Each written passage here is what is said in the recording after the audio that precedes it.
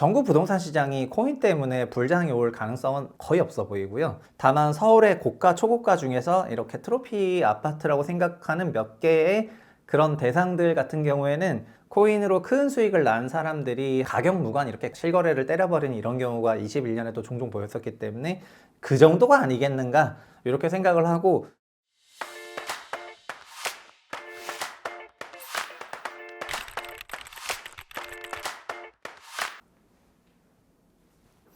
안녕하세요. 최상욱의 부동산 신부름센터 센터장 최상욱입니다.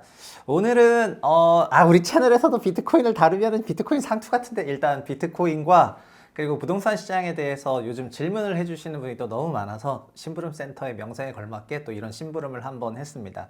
제목은 비트코인 대박 나면은 부동산으로 흘러갈까, 이런 거에 대해서 오늘 살펴볼 거고요. 얼마 전에 그 한국경제에서도 기사가 났는데요. 비트코인 대박을 낸 15억 번 공무원, 어마어마하네. 압구정 현대사로 간다, 이렇게 글을 적었다고 합니다. 원글은 블라인드에 올라왔는데 공무원이시고 압구정 현대 오늘 바로 사러 간다, 이렇게 글 남겨가지고 이분이 무려 35 비트코인을 갖고 계신 그런 분이고, 비트가 5,600만 원대 매수를 했어요. 그리고 약간 1억 원 넘었을 때 그때 가격이기 때문에 비트만 20억을 사고 그 다음에 35억의 평가 금액이니까 아마 팔았다면은 15억 원 정도의 차이 났었을 것 같습니다. 와, 이 정도면은 거의 뭐 고래까지는 아니어도 거의 한 새끼고래 그 정도는 되는 것 같습니다. 그래서 이런 기사가 나니까, 근데 비트 20억을 살 정도면 사실 이미 현금 부자야. 20억으로 그렇게 코인을 사실 정도면 현금 부자고, 근데 지금 요 뉴스가 나오고 나서 비트코인 가격 상승하면은 아파트 시장이 올라가지 않을까, 이런 내러티브들이 조금 나올 것 같습니다. 그리고 저한테도 뭐 댓글이나 이런 메일 관련한 이런 연락들이 굉장히 많이 오는데, 최상욱 작가님 비트 가격이 올라가는 거 보니까 서울 부동산 가격이 상승할 것 같습니다, 이런 형태의 연락들이 굉장히 많이 오거든요. 그래서 제가 이래봬도 또 코인 업계에 한 1년 정도 몸담고 있었지 않습니까? 어깨 넘어서 봤지만. 그래서 오늘 코인에 대해서 조금 얘기해 볼까 하겠습니다. 일단 비트 차트인데요. 비트 차트는 다들 아시겠지만 17년도에 비트코인 첫 번째 엄청난 붐이 한번 있었고요. 그리고 2018년부터 겨울이 왔습니다. 이거를 크립토 윈터라고 불러요. 이 2차 붐은 아시겠지만 20년, 21년에, 특히 21년에 엄청나게 세게 왔습니다. 이때는 NFT와 같이 함께 와가지고, 이때는 전 세계가 소위 메타버스 열풍도 불었었고요. 주식시장에 이런 엄청난 테마가 있었습니다. 그리고 22년에 이 2차 붐이 꺼졌는데 뭐 금리 상승과 함께 꺼졌다고 생각이 되고요. 그리고 지금 3차 붐이 왔습니다. 그래서 비트 가격은 글로벌하게 보면은 73,000불까지 갔다가 지금 한 65,000불로 단기간 좀 조정을 받고 그런 상황이고요. 현재 3차 붐 기간입니다. 시계추를 좀 짧게 보면은 2차랑 3차 붐을 보면은 21년에 굉장히 급상승했다가 한 2년 정도 이렇게 버티고 나서 22년 하반기부터 크게 급락을 하고, 그리고 24년 이제 3월이죠. 2월 말부터 튀기 시작해가지고, 그 당시만 해도 달러 기준 4만 불 정도였는데 4만 불 정도 되는 가격이 갑자기 뭐 7만 3천 불 거의 한 보름 만에 갔다가 이제 내려왔으니까 3차 붐이 굉장히 세다, 이렇게 생각할 수 있을 것 같습니다. 기본적으로 그 비트코인의 가치에 대해서 조금 얘기를 해볼 건데요. 그 비트코인의 가치는 사실은 교환 가치라는 거에 있거든요.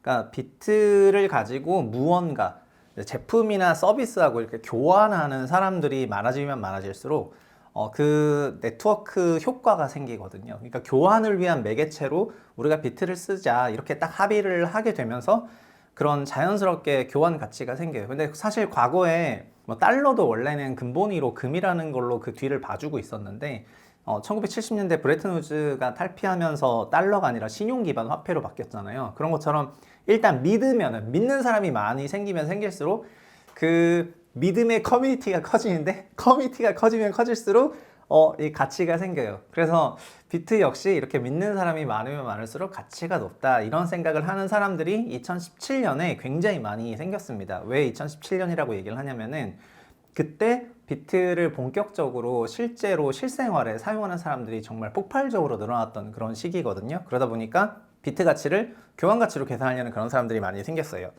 그래서 가끔 뭐 비트코인 얘기하면은 뭐 믿느냐 이거 믿습니까 이렇게 얘기를 하는데 믿습니다 이러면 막 가치가 있는 그런 게 되겠습니다.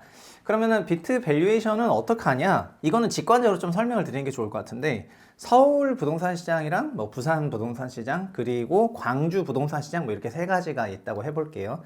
그래서 아마 우리나라 사람에게 어느 부동산 시장이 가장 중심지 가격이 높고 그다음에 가장 시가총액도 크고 이렇게 물어보면은 사람들이 아마 대부분 다 서울이라고 답변을 하실 거예요. 왜냐하면은 서울은 인구가 940만 명이고 부산은 한 340만 명 정도 되기 때문에 인구수 기준으로 차이가 많이 나잖아요. 그래서 서울이 940만 명이 살고 있고 경기도에서 170만 명이 맨날 왔다 갔다 통근통학하기 때문에 서울의 전체 네트워크 사이즈가 훨씬 커서 서울의 중심지 부동산 가격이 훨씬 높다 이렇게 생각하는 게 당연하실 거라고 생각이 됩니다. 여기서 이 사람이라는 게 결국은 그 네트워크에 몇 명이나 있는지를 의미를 하는 거고요. 비트는 그래서 이 사람 대신 뭘 쓰냐면은 비트 같은 경우에는 그래서 이런 네트워크 사이즈가 커지면 커질수록 그 네트워크가 얼마나 큰 가치가 있냐를 얘기를 한 사람이 이 메칼프라는 사람이 있습니다. 이 사람은 이더넷을 개발한 사람이고 3컴을 창업한 사람인데 되게 원리는 간단해요. 3명일 때는 이렇게 선이 3개밖에 안 생기는데 4명일 때는 연결선이 보시면 6개가 생기잖아요. 5명이면은 이렇게 쭈르륵 또 생기거든요.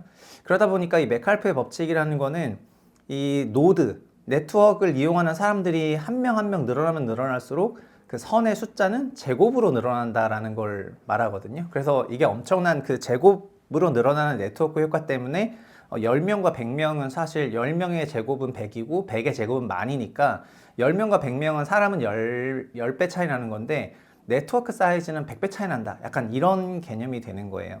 근데 비트코인의 그 네트워크는 뭐냐? 결국은 비트를 가지고 있는 비트 갖고 있습니까? 이렇게 물어볼 필요 없이 이런 블록체인은 다 공개되어 있기 때문에 이 지갑이 몇 개인지를 다 알 수가 있거든요. 그래서 비트 지갑이 전체 몇 개고 지갑이 얼마나 빨리 늘어나고 있느냐 이런 걸 가지고 네트워크를 측정할 수가 있습니다. 현재 전 세계 그 비트는 이렇게 비트 지갑이 쭉 돼 있는데요. 비트 가치 기준으로 1불에서 그러니까 1불보다 좀 더 많은 거, 그러니까 100불 미만인 게 4,600만 계좌, 그리고 1000불 미만인 게 2100만 계좌 이렇게 되는 거거든요. 그러니까는 이게 사실 상당히 그 한 100불 이상부터 생각해 보면은 거기서만도 한 4천만 계좌가 되고요.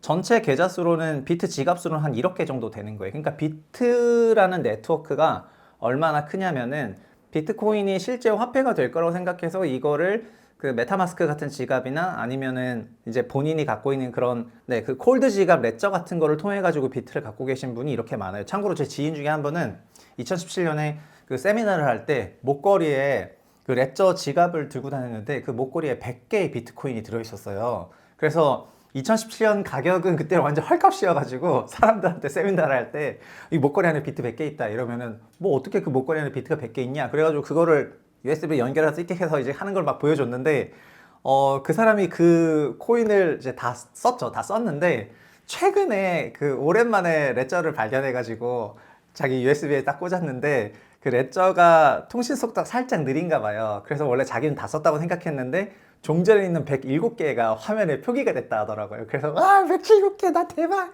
하고 클릭을 했는데 역시나 띠링 하더니 빵개로 줄어버려가지고 이제 갑자기 현타가 왔다고 하는 그런 글을 읽었는데, 이런 것처럼 사실 비트는 상당수의 비트는 어떻게 보면 소실되거나 망실된 게 많고 지금 한 1600만 개 좀 넘는 그런 비트가 채굴이 됐는데, 지금 지갑에서 제일 많은 거는 이제 10만 개 넘는 그런 지갑이 제일 많거든요. 그 10만 개 넘는 게 글로벌리 3개밖에 안 되는데, 이게 가장 지금 비트를 많이 갖고 있는 게 바이낸스, 그 다음에 2등이 뭐 비트파이넥스 이런 거래소고 이렇게 쭈르륵 갑니다.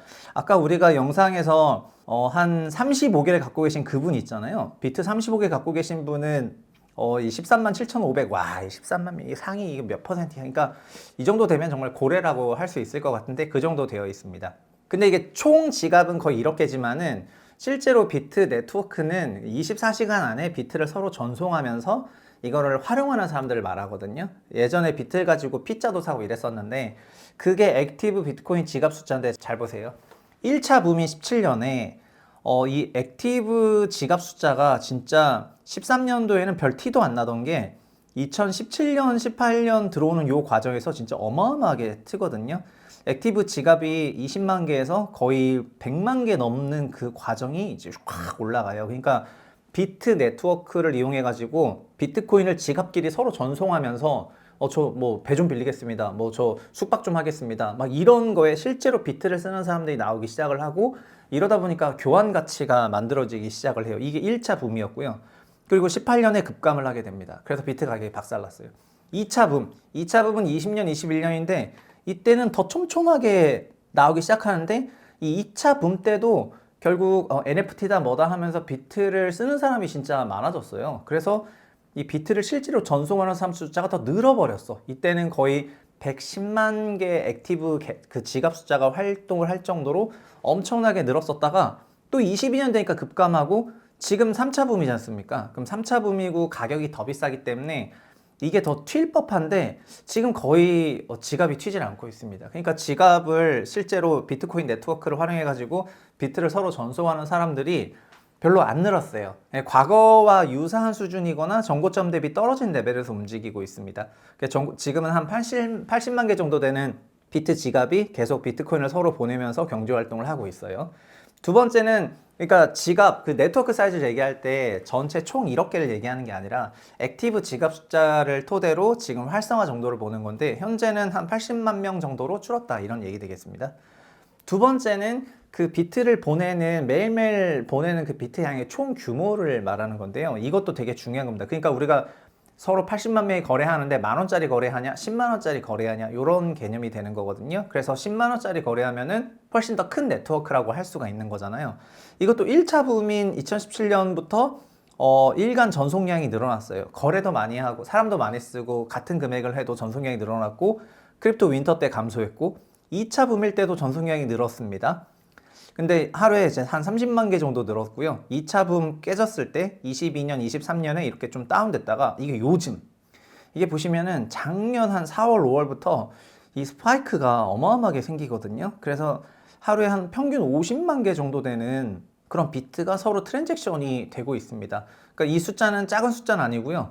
볼륨으로 보면은 가장 크다는 건데, 그러니까 지갑은 적었는데 볼륨은 크다는 거는 지금 현재 비트 씬에는 약간 소위 종전보다 큰 손들이 좀 많이 들어왔고 큰 손들만 좀 생존하지 않았나 개인적으로 그렇게 생각을 하고 작은 손, 그러니까 비트를 막 1개 이하 갖고 계신 분 같은 경우에는 의외로 많이 좀 소멸했고 비트가 이제 1개 이상이신 그런 분들이 지금 거래를 꽤 하는 것 같습니다. 어쨌든 비트코인 네트워크가 이 정도로 움직이고 있다. 정리하면은 지갑은 20% 줄었지만 전송량은 또 한 30-40% 늘었으니까 합산하면은 비트 가치가 전고점을 못 뚫을 건 없어 보인다 이렇게 말씀을 드리겠습니다. 다만 과거의 전고점이 한 7만 불인데 지금 사람들은 이 7만 불 레벨이 아니라 뭐 몇 억 간다 막 몇 억 간다 이러고 있으니까요. 뭐 2배 간다 4배 간다 이러고 있으니까 그러기에는 지금 펀더멘탈한 그런 숫자가 따라가는 그런 구간은 아니라고 생각을 해가지고 그건 다소 조금 비싼 얘기를 하는 거 아닌가 싶은데 이렇게 얘기하면 또 갑자기 우리 채우심 채널에 또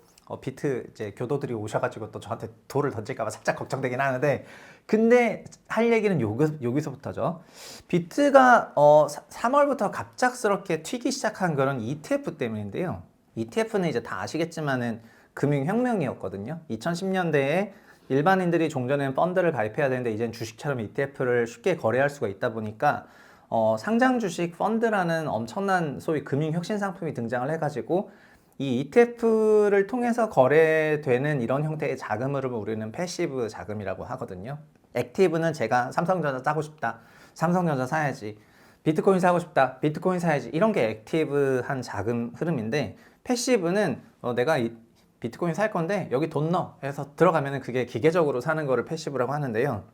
이 ETF가 등장하고 패시브 시장이 되면서 패시브가 낳은 괴물, 페낫괴라는 용어가 한국 주식시장에도 아주 유명한데 글로벌리도 지금 패시브 시장이 되면서 주식들이 굉장히 고가로 치솟게 되는 그런 현상들이 나오기 시작을 했습니다.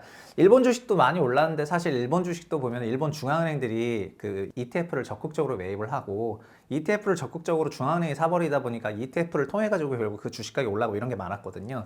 그리고 미국 주식들 다 올랐잖아요. 기술주들. 그런 것들도 401k로 미국 퇴직연금들이 그냥 ETF 그냥 사버리니까 퇴직연금에 있는 DC형 소위 디폴트 옵션으로 주식 거래에 돈이 그냥 기계적으로 계속 들어가다 보니까 이게 웬만큼 실수하지 않으면은 주가가 계속 다 오르는 이런 현상이 나와가지고 ETF가 등장하고 나서 어쨌든 주식시장에 혁신이 있었습니다. 근데 비트코인 ETF도 등장했으니까 자연스럽게 그러면은 패시브가 낳은 괴물이 비트코인이 될 수 있으니까 올라가지 않을까 이런 생각하는 거죠. 근데 사람들은 여기서 넘어가서 그 ETF로 얼마나 돈이 들어오는지 알고 싶어 하는 거예요.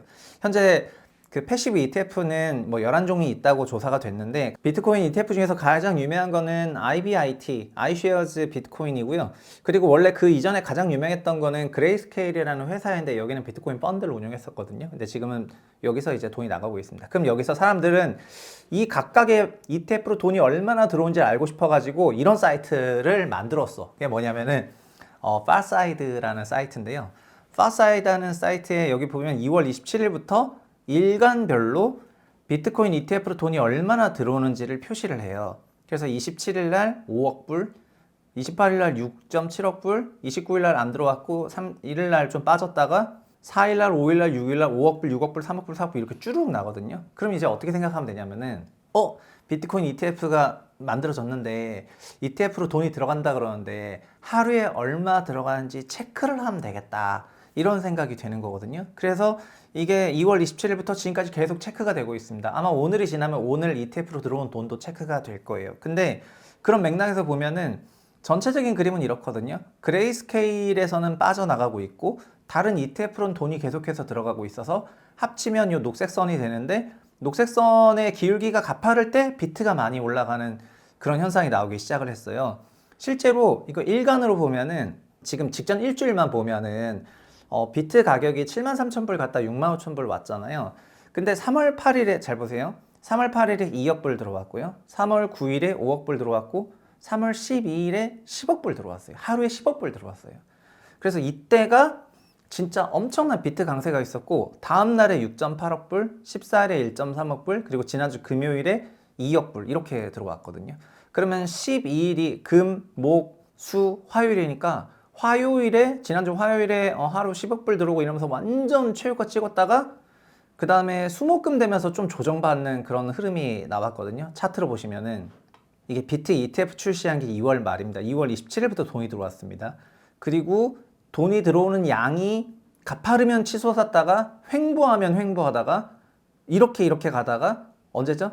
3월 12일 날에 하루 10억 불 들어온 날에 비트 가격 7만 거의 3,000불 피크 찍고 그 다음 날부터는 6억 불, 2억 불, 1억 불 이렇게 빠지니까 비트가 이렇게 단기간에 조정을 받았습니다. 그래서 지금은 사람들은 비트 거래할 때 아마도 어떻게 거래할지 뭐 저는 다 알지는 못하지만은 그 파사이드를 통해 가지고 들어오는 비트코인 ETF의 일간 거래 흐름을 토대로 이렇게 계산을 하는 것 같고요. 그리고 사실 비트는 하루에 지금은 900개 만들어지고 반감기 되면 450개씩 만들어질 거잖아요. 그래서 여기서 들어오는 돈의 규모를 가지고 얼마나 될 수 있는지 그거는 또 계산하기 나름입니다. 그래서 비트 밸류가 갑자기 더 궁금하다. 뭐 제가 애널리스트 출시다 보니까 비트코인 밸류에이션도 열심히 해놨는데 이게 궁금하면은 네프콘 좀 구독해 주시면 감사하겠고 네프콘에 제가 비트코인과 아파트 시장의 밸류에이션을 좀 올려놨어. 그래서 그쪽으로 한번 들어가시면 좋을 것 같고요. 오늘의 주제 이제 그러면 아파트까지 가야 되겠죠? 일단 아파트로 들어가면은 아파트는 기본적으로 그 수요 공급 논리로 움직이는데 공급은 입주량이고 수요는 구매력을 의미를 합니다. 구매력은 결국 돈을 의미하는 거기 때문에 돈은 세 가지 경로로 나온다고 주구장창 얘기했고요. 돈이 나오는 경로는 여러분들이 벌어들이는 종합소득, 그 다음에 대출, 그리고 자산처분, 이 세 꼭지로 나오거든요. 그래서 자산시장이 강세일 때는 이 처분소득이 늘어나기 때문에 처분소득이 가장 크게 늘었던 거는 21년도였는데 그때는 주시장이 너무 좋고 모든 에브리싱 버블이었던 그런 때여가지고 연간 양도소득세 신고가 사상 최고를 기록했었어요. 주식은 당시 기준으로 대주주가 아니면 양도세가 없었지만은 부동산 같은 경우에는 다 양도세를 내니까 웬만하면은 그래서 그렇게 계산하면 양도세 신고 사상 최고고 22, 23년으로 오면서 양도세 신고액이 줄어들었습니다. 근데 중요한 거는 어쨌든 직관적으로 자산 시장이 붐이 일어나면은 구매력이 확대돼요. 구매력이 확대되는 거는 당연한 내용 되겠습니다.